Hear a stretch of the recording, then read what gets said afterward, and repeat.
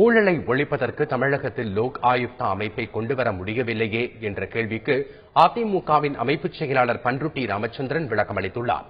தந்தை டிவியின் கேள்விக்கென பதில் நிகழ்ச்சியில் தலைமை செய்தியாசிரியர் ரங்கராஜ் பாண்டே எழுப்பிய கேள்விக்கு பதிலளித்த பண்ருட்டி ராமச்சந்திரன், லோக் ஆயுக்தா போன்ற அமைப்புகள் இருக்கும் மாநிலங்களில் ஊழல் ஒழிந்துவிட்டதா என கேள்வி எழுப்பினார். ரைட் டு சர்வீஸ் ஆக்ட்னு ஒன்னு இருக்குது, தமிழ்நாட்டில் கொண்டு வர முடியல. லோக் ஆயுக்தான்னு ஒரு அமைப்பு இருக்கு, 19 மாநிலங்கள் கொண்டு வரப்பட்டு தமிழ்நாட்டில் கொண்டு வர முடியல. விஜிலன்ஸ்னு ஒரு அமைப்பு இருக்கு, விஜிலன்ஸ் கமிஷனரே கிடையாது, சிஎஸ் சீஃப் செக்ரட்டரி தான் விஜிலன்ஸ் கமிஷனர், அதையும் அட்டாச் பண்ணி விட்டாச்சு. இது வந்து அதிகாரிகள் அரசு நடவடிக்கை எடுக்கலாம் இருந்துச்சு, அதையும் எடுக்கக்கூடாதுன்னு சொல்லி அட்டாச் பண்ணியாச்சு. ஊழல் பண்றவங்களுக்கு என்ன அச்சம் இருக்கும் நீங்க சொல்லுங்க. நான் ஒண்ணு கேட்கறேன், எல்லா அமைப்புகளும் உள்ள மாநிலங்கள் இருக்குல்ல, எஸ், அங்க ஊழலே இல்லையா? ஊழல் ஓகே, நல்ல விஷயம். ஊழலுக்கு ஒரு கொலைக்கு மரண தண்டனை வச்சிருக்கிறோம், மரண தண்டனை கொடுத்துட்டா கொலையெல்லாம் நின்றுதா? நல்லது.